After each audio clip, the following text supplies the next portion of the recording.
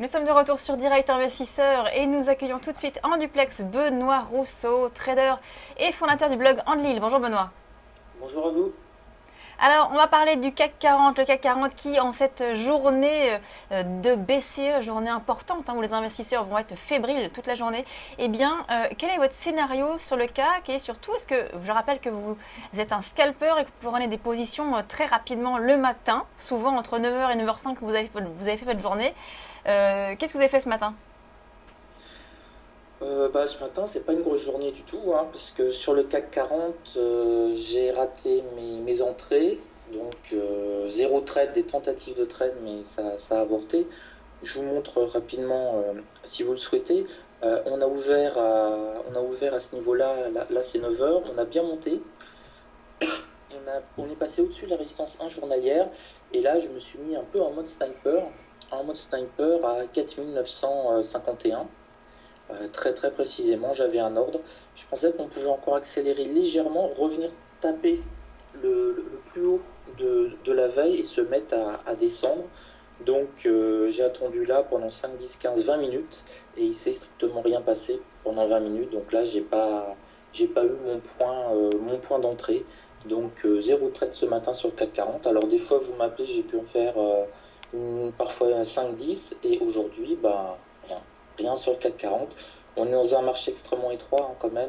On sent que les investisseurs sont prudents et attendent les nouvelles qui vont tomber maintenant dans 3 heures de la BCE. On est dans un range très faible, hein, 45, 45-35 là, depuis quasiment une heure, 10 points, c'est un petit peu juste. Donc, Du coup, vous restez à l'écart, vous allez rester à l'écart du CAC là aujourd'hui? Ah non, aujourd'hui, non, non, non, là, je vais pas rester à l'écart du CAC 40. Là, je me donne jusqu'à midi pour intervenir éventuellement. Après, j'arrête parce que c'est pas parce que je vais manger, hein, du tout. C'est parce que entre midi et 13 heures, il se passe pas grand-chose, généralement. Donc, pour un scalper, surtout sur le CAC 40, on va varier de 3, 4, 5 points. Donc, c'est extrêmement difficile de grignoter un point ou deux. Et puis, on a surtout, à part de la nervosité qui va arriver, un petit peu du n'importe quoi avant 13h45. Donc, à partir de midi, c'est une règle de trading quand il y a une annonce de la BCE. Alors Je Benoît, clôture mes positions, j'arrête et je reviens à 13h45 et je regarde ce que les grands décident pour nous. très bien, effectivement, annonce des taux, en tout cas de la décision de la BCE sur les taux à 13h45. Vous suivez également le DAX et ça s'est mieux passé pour vous ce matin sur le DAX. Racontez-nous vos trades. Oui, alors c'est pas la grande journée non plus, hein. Mais oui, j'ai fait un trade de 7 points. Donc c'est pas mal sur le DAX, c'est bien payé de l'heure, on va dire. Mais alors le trade, on a eu la même un peu on a stagné pas mal là entre 9 heures et 9h20. Il y a eu une forme d'indécision sur le DAX. Donc je m'étais positionné éventuellement sur les 11 004 si on descendait pour essayer de reprendre un rebond. Et je m'étais positionné là aussi sur cette fameuse petite ligne rouge que vous voyez, qui était aussi le plus haut de la veille. Donc en fait j'ai fait la même chose, je me suis positionné sur les plus hauts de la veille sur le CAC 40 et sur le DAX 30. Et là non plus, on n'a pas touché. Donc intense frustration aussi. Et par contre, j'ai eu un signal à partir sur cette bougie-là, hein, vous voyez, cette bougie qui a été un peu violente. On a perdu 22-23 points. Sur cette bougie, j'ai pu prendre, alors vraiment en mode scalper, ça a duré 6 secondes peut-être. J'ai pu prendre donc sur la glissade 7 points. Donc ça a été un petit scalp opportuniste assez sympathique. Alors, j'ai eu un petit signal, c'était par rapport à mon unité de temps, le UT15. Et là, on Ouais. cacassure là à ce moment-là.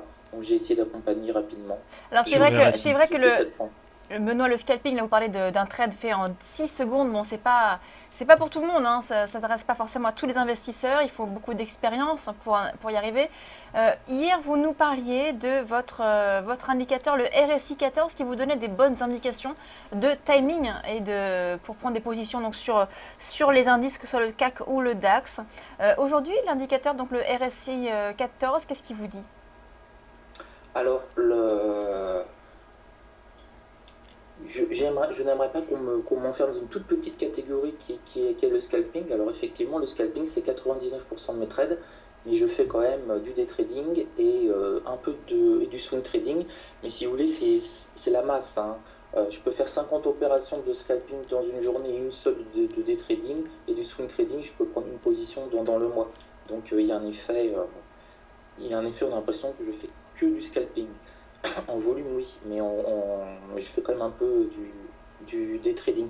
Alors, en 15 minutes, c'est pour du day trading, hein, ce que je vous ai parlé hier sur le RSI. Je vais vous mettre sur 2 jours. Parce que le RSI, par exemple, pour du scalping, il faudra le mettre pour qu'il soit efficace sur des unités de temps de 1 à 5 minutes. Et là, vous avez, c'est même pas la peine, c'est même pas inimaginable. En fait, l'intérêt du RSI en 14 périodes, c'est de l'avoir sur des unités de temps assez longues. Donc pour moi, 15 minutes, 30 minutes, c'est pour faire du day trading. Et on peut l'utiliser aussi sur une unité de temps, par exemple, journalière. Alors là, vous allez avoir 2 trades dans l'année. Par contre, normalement, c'est deux beaux trades. Si vous conservez votre position pendant plusieurs semaines, c'est vraiment pour du swing trading. Donc en fait, c'est un indicateur. Pour le scalping, il va vous donner énormément de faux signaux qui commencent à être intéressants pour du day trading sur des unités longues. Alors moi, je l'utilise en 15 minutes. Il donne de très bons résultats, entre guillemets, sur des unités de temps encore supérieures, en 1 heure, en 2 heures. Par contre, il ne faut pas s'attendre à avoir énormément de trades. Donc c'est Benoît vraiment des stratégies temporelles très très très différentes. Dernière question justement sur ce qui va se passer cet après-midi. On a souvent des grands écarts lorsqu'il y a des annonces de la BCE. Comment vous allez aborder cette journée justement ou cet après-midi à partir de 13h45? Quels vont être les points que vous allez surveiller Alors, sur le DAX? Je vais vous mettre par exemple, bon, on est sur le DAX sur la journée. Alors, quand on a une annonce, je n'interviens pas, si j'ose dire, tout de suite après l'annonce. Parce qu'on peut partir très rapidement dans un sens et 2-3 minutes après le contrer. Hein, c'est la chasse au stop. Donc quand on a une annonce par exemple à 11h45, je vais attendre plutôt 11h50, 11h55 par précaution que le sens soit à peu près établi. Alors, au niveau des stratégies, pardon, au niveau des stratégies, si on a éventuellement une annonce positive et assez surprenante, pourquoi pas, on pourrait aller casser les 11 500 points. Bon, c'est pas mon hypothèse, mais je prévois toujours finalement les 2 scénarios.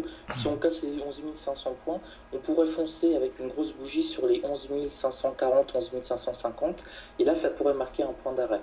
Donc là, si vous voulez, sur un excès, si on a une énorme bougie, là, je me mets un petit peu en mode sniper pour éventuellement vendre en haut d'une bougie pour avoir un reflux vers les 11 500.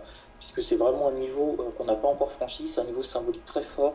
Donc je pense, enfin je me dis en tout cas, que si éventuellement on les casse, les 11 500 vers le haut, on a 2 points d'arrêt importants, les 11 540 et les 11 560, et on risque après de s'essouffler un petit peu et de revenir au moins taper une fois les 11 500. Donc ça c'est Très le bien. scénario. Et votre scénario numéro 2, alors ce serait quoi? Le scénario numéro 2, c'est si jamais ça casse brutalement, j'essaye par le bas. Là, on a un niveau à 11 300 qui pourrait être intéressant. Là, les 11 250, 11 300 qui pourrait faire une belle zone de rebond si on les casse. Donc, je ne cherche jamais à prévoir l'avenir. Je n'ai aucune capacité dans ce domaine. Je ne crois pas que beaucoup de monde en possède. Mais je prévois en fait les 2 scénarios en disant si on a un excès, on peut monter peut-être à 11 550, 60. Ok. Ce sera un bon niveau de vente. Et si on a un excès vers le bas, les 11 250, 11 300, ce sera un bon niveau pour rentrer, pour jouer ou un rebond ou un retour. Merci beaucoup Benoît Rousseau, donc trader et fondateur du blog Hors de Lille. On marque une pause, on se retrouve tout de suite.